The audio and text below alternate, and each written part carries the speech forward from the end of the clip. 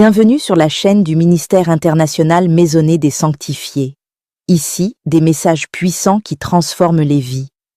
Abonne-toi, partage cette vidéo et invite quelqu'un autour de toi. Ensemble, venons vivre de grands moments dans la présence de Dieu.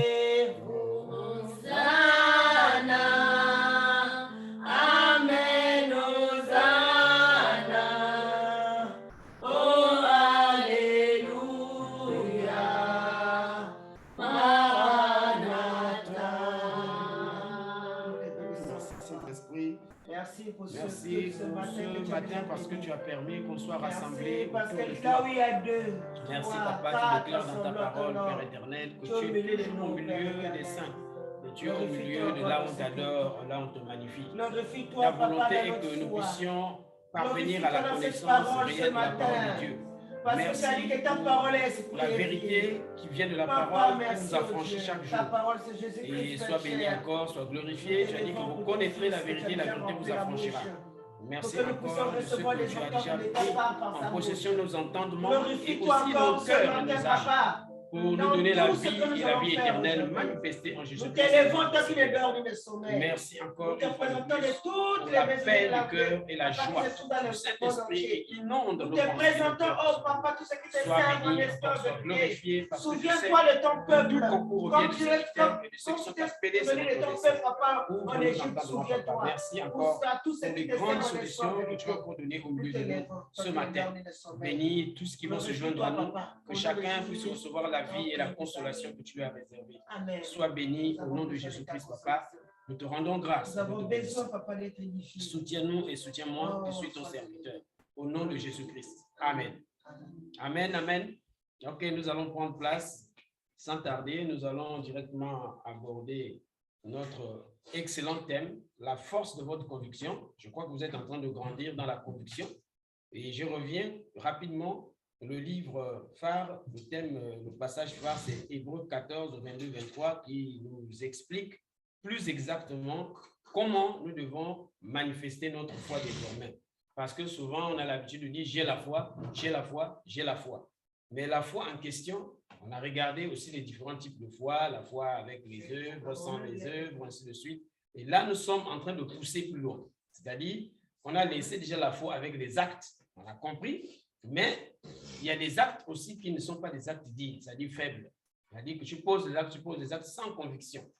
Et c'est pour cela que là, nous sommes montés à un niveau supérieur. C'est-à-dire la foi doit s'accompagner d'une grande conviction. Et la conviction, il faudrait qu'il y ait une force qui accompagne la conviction. Et on a expliqué que la force de notre conviction n'est qu'autre que la force vient normalement pour anéantir, annuler ou pour enlever l'impureté. C'est-à-dire ce qui peut causer du tort ou ce qui peut engendrer un doute dans notre foi.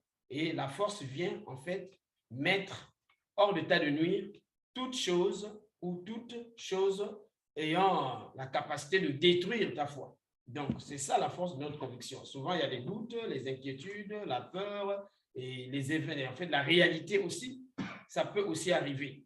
Et ça peut détruire ta foi. Mais tu poses un acte, mais l'acte n'est pas arrivé à sa fin. C'est-à-dire, tu poses un acte, mais l'acte n'est pas accepté par le Seigneur. Et nous, c'est ce qu'on a fait depuis la nuit de temps, on fonctionne comme ça. Des chrétiens qui posent des actes sans conviction et à la fin, on critique Dieu. On tombe dans le péché. Armatia, vous vous souvenez? Le péché contre Dieu. On commence à devenir, des gens remplis de colère envers Dieu. C'est comme si Dieu ne nous aimait pas. C'est un ridicule. Comment un Dieu puissant, bien merveilleux, envoyé Jésus, Jésus est mort à la croix, nous laisse aussi dans les souffrances éternelles. Nos vies ne changent pratiquement pas. Ça devient comme une routine. Chaque jour, on est à l'église, on écoute les prédications, mais la vie ne change pas. Quel est donc ce Dieu? Et d'autres commencent même à culpabiliser en disant, en allant plus loin, mais pourtant, ces derniers temps, j'ai abandonné la boisson, j'ai abandonné les histoires des hommes, des femmes, j'ai abandonné, comme on appelle, la cigarette, j'ai changé ma vie, mais Dieu n'arrive pas vraiment à me donner ce dont mon cœur désire. Alors, le problème se passe au niveau de la conviction aussi. Et voilà. Donc, il y a d'autres qui vont plus loin en disant, je donne les dîmes, je donne les offrandes à l'église. Bon, nous qui sommes dans la loi des prémices, je donne les prémices de tous mes revenus. mais rien ne se passe. Alors, inutile de te poser des questions, inutile de tomber dans Armasia ou voilà, dans le péché contre Dieu, inutile de tomber dans ce genre de panneaux. Parce que si tu tombes dans ce genre de panneaux, c'est difficile pour toi de sortir. Et souvent, les doutes aussi ça peut arriver aussi, comme on parle aussi, le péché contre le prochain. Il y a aussi le péché contre soi-même. Donc, ces différents types de péchés nous aident vraiment à bien comprendre la parole de Dieu. Donc, péché contre Dieu, c'est ça. Lorsqu'on n'a pas la crainte de l'Éternel, ou on peut avoir aussi la crainte de l'Éternel, mais lorsqu'on n'a pas la force de votre conviction, lorsqu'on ne connaît pas ses enseignements, on peut tomber dans un mauvais panneau et on va se retrouver dans « si je savais pourquoi je perds mon temps ». Alors, on ne perd pas le temps avec Dieu. Nous avons parlé la fois dernière que la loi spirituelle, c'est la loi du gagnant-gagnant, c'est-à-dire personne ne peut venir s'aventurer avec Jésus en disant « je suis en Jésus, mais je fais l'aventure ». Non. Paul nous a enseigné que lorsque tu cours, cours pour le but de remporter le prix. Mais ne cours pas à l'aventure, ne frappe pas l'air, ne bats pas l'air. Et lorsque tu veux boxer, il faut boxer l'adversaire et ne boxe pas le vide ou le vent. Et ça ne servira à rien. Lorsque on est dans une compétition, il faut vraiment respecter les règles du jeu et respecter aussi la discipline pour pouvoir remporter les couronnes. Alors, nous sommes ici, nous avons les règles du jeu, la parole de Dieu, qui nous dirige, qui nous démontre comment on doit vivre désormais. Donc, la force de votre conviction aussi, lorsqu'on manque de conviction, surtout lorsqu'on manque la force dans notre conviction, alors on se retrouve dans ce genre de choses que ce matin, le Saint-Esprit, le Seigneur voudrait que tu quittes ce mauvais panneau pour avancer avec le Seigneur Jésus-Christ. Ne te pose plus des questions, pourquoi ma vie, pourquoi, parce que c'est le quotidien des chrétiens.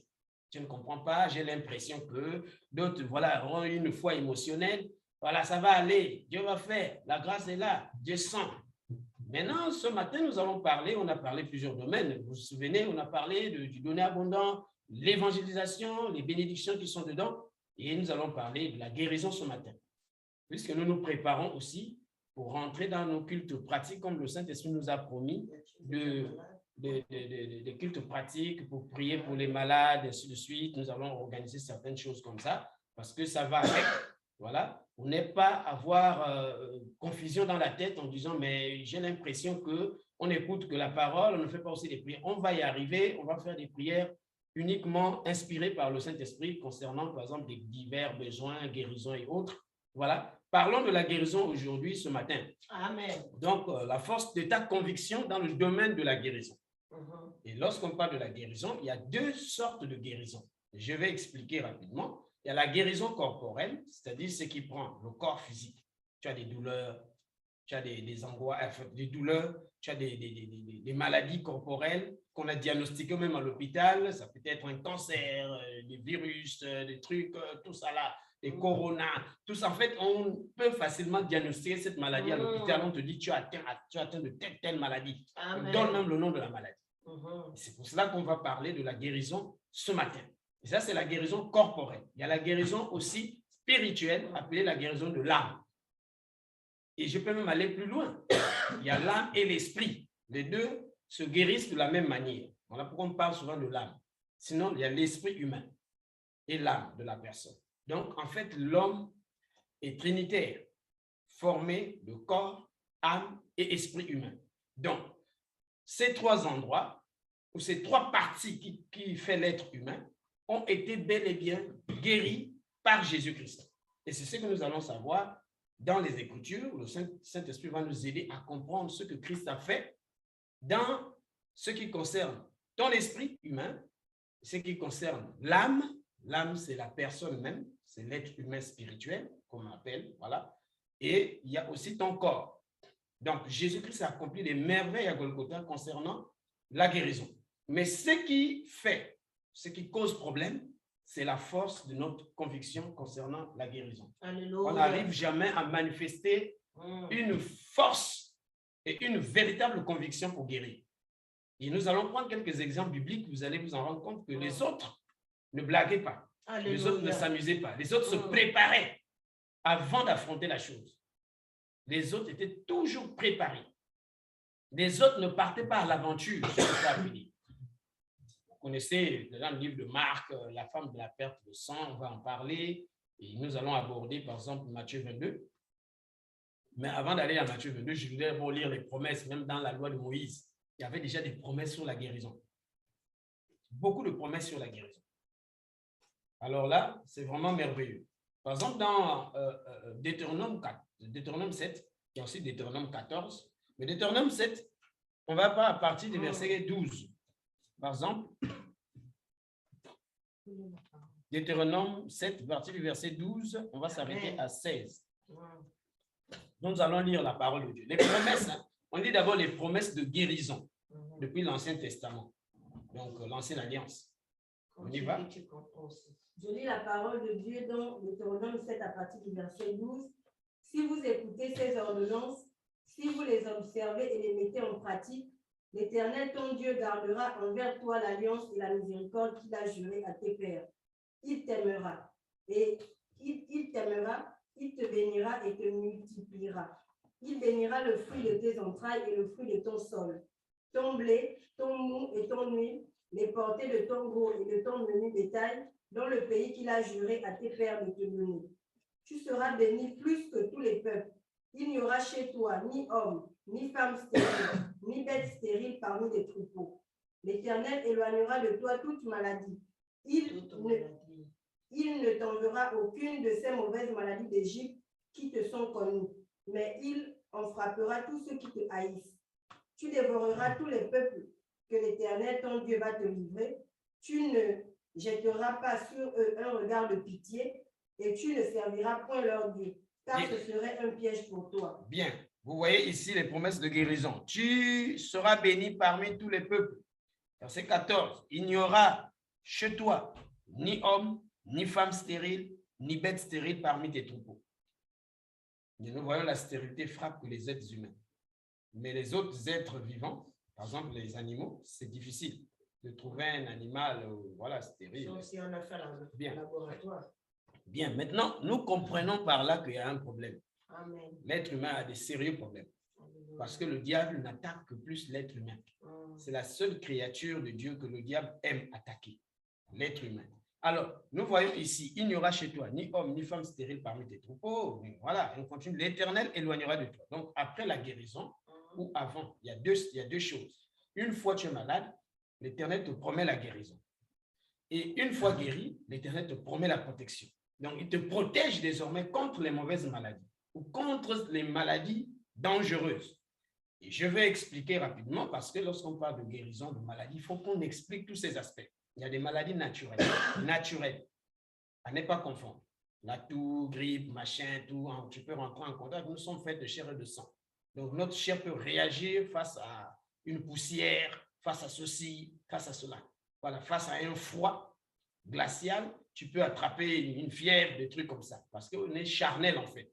Notre corps est corruptible, c'est-à-dire fragile dans certains domaines. Donc, il y a les maladies naturelles à ne pas oublier. OK. Donc, maintenant, il y a des maladies surnaturelles, c'est-à-dire diaboliques, qui vont au-delà de l'entendement humain. Et ce sont des maladies dites incurables, par exemple. Et les maladies naturelles, on les soigne facilement à l'hôpital. Voilà, vous pouvez aller dans un hôpital ou dispensaire, voilà. Vous pouvez vous faire soigner facilement chez un médecin, ainsi de suite. Vous prescrivez l'ordonnance, vous buvez les médicaments et ça soulage la chair. On appelle ça soins, les soins. Les soins ne sont pas interdits dans notre ministère maisonné, en fait, dans la Sainte Doctrine, j'allais dire. Donc, à la maisonnée des sanctuaires, on ne prêche pas contre les soins. Que non, inutile de prendre même les soins, tu es déjà, non. Les soins, c'est pour la chair. La chair, elle est faible, il faut en prendre soin. Donc, soigner la chair n'est pas un problème, un problème démoniaque ou voilà, un problème, on peut dire c'est le diable, c'est le démon. Non. Bien, il y a beaucoup de gens qui sont allés plus loin en disant, mais ouais, vous voyez la pharmacie, l'insigne de la pharmacie, c'est le serpent, machin, des trucs. Mais les enfants d'Israël dans l'Égypte, c'est-à-dire dans le désert, j'allais dire, lorsque les maladies le frappaient, Dieu a dit à élever le serpent. Et quand ils regardaient le serpent, ils étaient guéris. En fait, c'était la crucifixion du diable. Le serpent, c'est la symbolique même du diable. C'est-à-dire, ça représente le diable. Donc, maintenant, vous allez me dire, mais le diable, machin, dit non. Nous n'allons pas rentrer dans certains domaines parce que ce n'est pas là-bas, parce qu'il y a des gens qui me contredisent. Les soins sont indispensables dans le corps charnel, le corps humain. Prendre soin. C'est pour les maladies naturelles et les maladies connues, naturelles, qu'on peut facilement traiter, même avec des plantes médicinales, ainsi de suite. On peut aussi boire certaines tisanes, toi-même à la maison, tu coupes les branches, des feuilles, de machin, de plusieurs plantes. Tu fais bouillir, tu bois, ça soigne le palu, ça soigne des trucs. Donc, il n'y a pas de problème de ce côté. Sauf aller voir un charlatan qui va lui faire ces pratiques mystiques, qui va te demander de dormir, voilà, de courber la tête ou de faire un saut. Là, c'est le diabolisme maintenant. C'est ce qui est contre la sainte doctrine. On ne doit pas aller voir quelqu'un pour te faire des tisanes, des trucs. Mais toi-même seul à la maison, tu connais que les feuilles là, je peux les faire bouillir, ça peut me soulager la chair, tu le fais, il n'y a pas de souci. Là, ce n'est pas le diabolisme, ça, il n'y a rien à faire, c'est naturel, c'est ce que tu fais. Toi-même, tu le fais. Mais attention, si toi-même aussi tu as des connaissances occultes, non, ne pratique pas tes connaissances occultes. Fais ce qui est naturel. Donc, nous parlons du naturel. Donc, naturellement, il y a des maladies qu'on peut prendre des produits en bois, soit des tisanes, soit des comprimés, ça soigne. Donc, les soins sont disponibles et les soins sont nécessaires pour le corps charnel. Maintenant, nous allons aller dans le domaine spirituel. Là-bas, on ne parle plus de soins. Ce n'est parce que ce ne sont plus des maladies naturelles. On parle maintenant de la guérison. Amen. Voilà, la guérison intervient là où les soins s'arrêtent. Alléluia. Là, vous voyez une maladie, les soins se sont arrêtés. On te dit à l'hôpital qu'on ne peut plus soigner ta maladie là. Oh, là commence l'histoire de Jésus maintenant.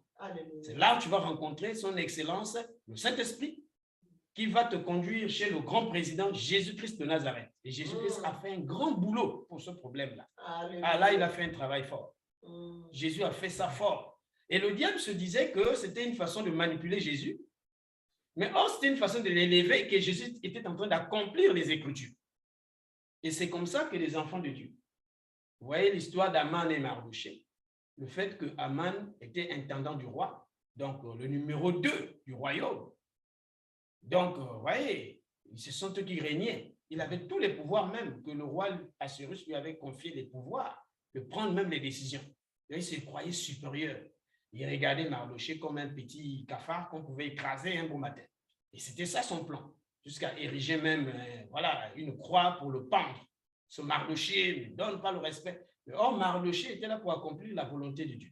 Mais lui, Mardochée, voilà, ils étaient des esclaves juifs. Ils arrivaient là-bas, on les maltraitait, on les torturait. Et Mardochée, le fait de rester attaché à son Dieu, a trouvé le Saint-Esprit et le Seigneur a renversé la pente, a renversé la chose et c'est lui-même Aman qui a été pendu sur le même bois. Donc, en fait, c'est pour dire que ça ne sert à rien de fonctionner dans certaines choses, croyant détruire, croyant faire un certain nombre de choses. Non, ça revient toujours, la pierre revient sur celui qui la roule, dit la parole de Dieu. Ça, c'est une parenthèse. Revenons pour ce qui concerne la guérison. La guérison, selon la guérison divine, parce qu'il y a des gens qui parlent aussi de la guérison dans le monde. Là-bas aussi, on parle de guérison. Oh, j'ai été guéri, j'ai été guéri. Normalement, la guérison divine, donc la guérison qui vient de Dieu, s'il y a d'autres guérisons avec d'autres dieux aussi, ça c'est entre parenthèses. Mais nous parlons de la guérison divine, la guérison qui vient de Dieu. Cette guérison vient de Jésus-Christ de Nazareth. Il y a d'autres types de guérisons qui existent entre griffes. Nous ne sommes pas en train de parler de ça. Mais nous parlons de la guérison divine venue par Jésus-Christ de Nazareth, ton Seigneur et mon Seigneur. Et comment est-ce que ça s'est passé? Et comment est-ce que ça se passe? C'est là intervient la force de votre conviction dans le domaine de la guérison. Et il y a d'autres qui ont exercé la force de leur conviction dans le domaine de la guérison, ont reçu, en fait, ont eu des suites très favorables. Donc, des bénédictions énormes. Mais nous, on patauge. Parce que nous, on confond les soins, on confond aussi la guérison. Voilà pourquoi j'ai expliqué d'abord au début qu'il y a une différence entre les maladies naturelles qu'on soigne facilement avec des produits pharmaceutiques, ainsi de suite. Voilà. Et il y a aussi des choses aussi, des maladies que le naturel ne peut pas faire face, qu'on appelle des maladies incurables. On retrouve ça un peu partout dans le monde et nous voyons aujourd'hui le règne des virus, par exemple, qui torturent la vie humaine, donc la vie charnelle. Il y a d'autres maladies. Récemment, il y a le virus du coronavirus qui vient de régner encore, frappé fort. Alors, coronavirus a frappé. Est-ce que le coronavirus peut frapper un enfant de Dieu qui marche convenablement? C'est là la question. Mais la Bible dit donne la réponse, attention, non. Pourquoi? Parce que l'Éternel dit quoi? Tu seras béni parmi tous les peuples. C'est lu, verset 15, l'Éternel éloignera de toi toute maladie. Ce n'est pas moi qui ai écrit. L'Éternel éloignera de toi toute maladie. Et il ne t'enverra aucune de ces mauvaises maladies d'Égypte qui te sont connues, mais il en frappera ceux qui te haïssent. Donc, Dieu guérit, Dieu en même temps protège. Donc, la protection, elle est disponible aussi. Et tout ça, là, ça passe dans la guérison spirituelle, en fait. Donc, c'est ce que nous allons parler aujourd'hui avec les quelques versets bibliques. On va comprendre la force, comment tu peux avoir une conviction et comment manifester la force de ta conviction dans le domaine de la guérison. Et si tu peux vraiment garder ça, c'est vraiment un bon départ pour des guérisons de toutes tes petites maladies charnelles ou même des maladies spirituelles. Pourquoi? Et une fois sorti de ça, c'est ce qui est important aussi. C'est pour ça que j'aime beaucoup la Sainte Doctrine, parce que la Sainte Doctrine explique tout. Donc, il n'est pas question seulement de recevoir la guérison et puis de t'abandonner encore. Non. Tu reçois la guérison, tu continues à respecter les lois et les ordonnances de Dieu et Dieu continue aussi à te protéger. Dieu ne permettra plus que certaines maladies diaboliques, dangereuses t'arrivent. Et c'est ça, la protection qui vient de Dieu, ce n'est pas l'homme de Dieu qui invente. C'est écrit dans ta Bible, c'est écrit dans ma Bible. L'Éternel éloignera de toi. Éloigner, c'est aussi une guérison. Éloigner de quoi? Par exemple, quelqu'un atteint d'une maladie et l'Éternel éloigne la maladie. Éloigner, c'est-à-dire guérir.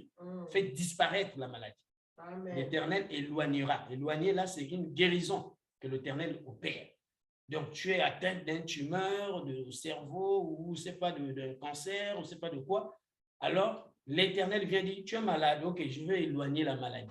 Donc, je vais enlever la maladie. Et après, il te dira, il faut continuer à me suivre, hein, à m'adorer, et je veux aussi te protéger contre ces mauvaises maladies qui te sont connues. Voilà pourquoi nous allons parler le mystère de la guérison. On va parler du mystère de la guérison encore. Donc, vous allez comprendre que vraiment... Ok, on va parler du mystère de la guérison aujourd'hui. Vous allez comprendre que c'est vraiment très, très formidable ce que Jésus a accompli à Golgotha. Et durant le règne physique du Seigneur, il y a eu quelques exemples seulement, quelques petites démonstrations, parce que Jésus-Christ n'a pas duré, son ministère n'a fait que 2 ans. La 3e année, il est reparti vers le Père. Mais ce qu'il a fait en 2 ans, c'est formidable. Et surtout en 1 an, parce que le ministère de Jésus-Christ, ça s'est éclaté la 3e année. Parce que la première année, c'était des doutes. La 2e année, il a commencé un peu à prier, à prêcher partout dans le monde. Et la 3e année, c'est là s'est passé le mystère des mystères. Donc, la mort et la résurrection de Jésus-Christ. Et c'est ce que nous allons partager, peut-être brièvement, en rentrant un peu avec des démonstrations, des exemples pour vous faire comprendre comment la guérison a eu lieu. Donc, aujourd'hui, on ne peut plus chercher la guérison quelque part. On ne peut pas aller dans un... Voilà. Nous avons une pharmacie aussi spirituelle, c'est ce que j'allais dire. Si charnellement, je ne veux pas vous enlever la foi dans les médicaments. Non, loin de là. Vous devez avoir la foi dans les médicaments pour soigner votre chair. Et ça, c'est clair. Il y a des gens, lorsque tu atteins d'un palu, on dit non, c'est le palu. En fait, tu as la foi qu'en buvant ça, le palu va partir. Ça, il n'y a pas de souci. Ça, c'est des petites croyances, des faibles croyances. En fait, c'est comme si, chez nous, à l'église, on appelle ça le CP, le primaire. Tu es au primaire, quoi. Voilà. C'est des enfants du primaire qui ont cette foi-là. La foi sur les médicaments, sur ceci. Ça, c'est la foi du primaire. Mais lorsqu'on va aller au collège, lycée ou à l'université, on change de foi. Voilà. Vous voyez, le lycée et l'université a besoin de la force de ta conviction. C'est tout. C'est-à-dire, quand tu as la force de ta conviction dans le domaine de la guérison, tu es tranquille. Mais nous allons voir des exemples des autres. Ils n'étaient pas des bébés à la foi.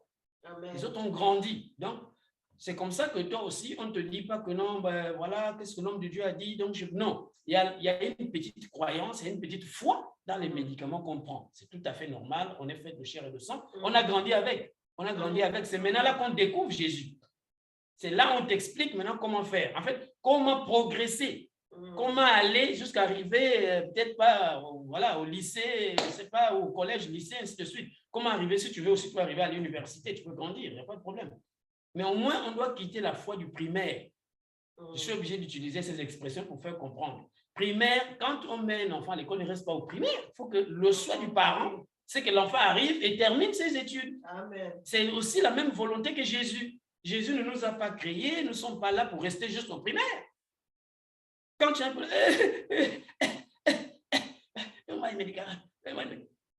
Échappe, d'autres là, on force. Ouais, non, ouais, ça ne tu vas pas guérir. Ouais. Ok, on a grandi comme ça, ce sont des scénarios comme ça, on vit ça sur le quotidien. Mais ce matin, tu vas apprendre une chose qui va en fait te faire avancer. Si tu étais au primaire, tu dois aller au collège ou au lycée. Avance un peu. Parce que ne reste pas là. Voilà pourquoi on parle de la force de votre conviction. Il faut grandir un peu, il faut pousser. Et non pas, on est en train de parler dans le domaine de la guérison, c'est vrai. Mais il y a aussi, je veux aussi directement aller, je n'ai pas expliqué aussi l'aspect de la guérison aussi spirituelle. Je suis en train de parler de la guérison spirituelle qui s'explique de plusieurs manières. En fait, il y a plusieurs sagesses. Voilà. Il y a aussi des guérisons. Je parlais des guérisons, maladies corporelles et maladies de l'esprit, c'est-à-dire de l'âme. Donc, ces maladies-là, physiquement, tu es en bonne santé. Comme ce matin, il y a des gens physiquement en bonne santé. C'est-à-dire, tu pars à l'hôpital, tu peux faire tout le bilan. On ne voit rien, pas de maladie. À un moment, tu as un corps sain, sans maladie. Il n'y a pas de souci. Mais cela ne fait pas de toi une personne qui échappe à la maladie. Donc, il y a des maladies qui sont en nous, mais qui sont d'ordre spirituel, en fait. On ne voit pas ça à l'hôpital. C'est vrai, là, il y a des gens qui parlent, oh non, j'ai été pour les gens qui sont à l'intérieur. Pour nous, voilà, à l'intérieur, Chibanga, Mayumba, ainsi de suite, on part à Bongolo. Voilà. Directement, c'est à Bongolo. La finalité là-bas, c'est à Bongolo. J'étais à Bongolo, on m'a fait des examens, on n'a rien trouvé. Et je ne comprends pas. Je ne fais que maigrir, j'ai que des problèmes de fièvre, ça ne termine pas. Qu'est-ce que c'est cette histoire? Non, ne t'énerve pas, doucement. Tu vas comprendre comment ça fonctionne. Amen. Comment Jésus a fait les choses. C'est ça, vous connaîtrez la vérité et la vérité vous libérera. Donc, tu dois être libre ce matin et avoir la foi de ta conviction, c'est-à-dire avoir la force de ta conviction pour maintenant rentrer dans la guérison et grandir aussi. Donc, ne restez plus seulement au primaire. On est d'accord, je vois que chacun comprend. Oui, donne-moi mes médicaments, machin. Oui. Maintenant, si les maladies là, ce sont des maladies naturelles, tu prends les comprimés, le palu passe, les trucs passent, la toux passe, le rhume, et ça passe, il n'y a pas de souci. Ça, c'est des choses, des maladies qu'on soigne charnellement. Tout à fait normal. Et j'ai bien expliqué que prendre les comprimés ce n'est pas démoniaque, ce n'est pas quelque chose de maléfique, non. Et ce n'est pas aussi un signe de faiblesse du tout, du tout. Parce que les choses naturelles se soignent naturellement. Si ta maladie que tu as là, c'est charnel, tu peux boire un comprimé que ça part. Gloire soit rendue à Dieu, tu ne peux pas rester malade en souffrant parce que sous prétexte que Jésus va venir te guérir. Non, Jésus ne redescend pas jusqu'au plus petit niveau là. Ça, c'est des choses charnelles. Par exemple, Jésus, connaissant que nous sommes faits de chair et de sang, il sait que nous, on a des produits, on a même des plantes médicinales, on peut prendre et puis ça peut soulager ta chair. Ça, ce n'est pas un problème. Donc, je vous encouragerai de prendre vos traitements pour calmer vos choses charnelles, là, pour guérir, soigner un peu la chair.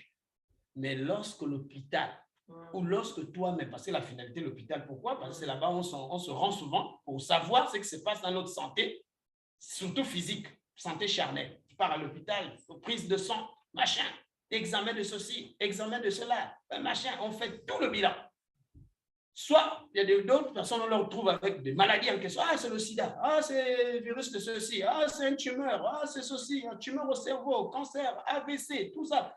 Bien, on va arriver. Mais maman, voilà, tu vois le médecin qui tourne, commence à te préparer moralement. Tu sais, maman, la maladie là, maman, Et souvent, on sort de chez le médecin dessus, désemparé. Et même d'autres perdent complètement les pédales. On perd les pédales. Ça dit qu'il n'y a plus de référence en fait. Parce qu'on m'a dit, le médecin m'a dit, vous savez, quand est venue par exemple la maladie qu'on appelle le sida, ça tuait plus. En fait, la maladie ne tuait pas les gens. Mais la peur qu'on avait pour la maladie a détruit tellement de gens. Ah oui, le diable vraiment s'est enrichi. Vraiment, le royaume des ténèbres a été enrichi à cause de la peur qu'on a pour la chose. Ah, ça c'est quoi? AVC, c'est fini, tu vas rester paralysé à vie. C'est fini. En fait, vous voyez que moralement, tu es tellement abattu. En fait, la maladie, la paralysie qui est là, le Saint-Esprit peut bien te restaurer, te redonner la force. Comme auparavant, plus que même auparavant. Mais Maintenant que tu as avalé la pilule, tu as avalé le comprimé, le mauvais comprimé qu'on appelle le doute, la peur, les soucis, ça t'affecte. Vous voyez maintenant le problème qu'on a avec les maladies dites spirituelles, donc les maladies incurables, soi-disant, des maladies qui nous font peur. Parce que le palu, les trucs, les choses là ne font pas peur aux gens. Mais les maladies qui nous font peur là, c'est ça le mauvais côté. D'où on a besoin de la force et de la conviction pour éliminer ce genre de choses. En fait, c'est tout simplement ça qui nous manque. Ce matin, peut-être il y a des gens qui sont en train de nous suivre, mais qui sont atteints de maladies physiquement ou corporellement. On voit même parfois qu'il y a des symptômes.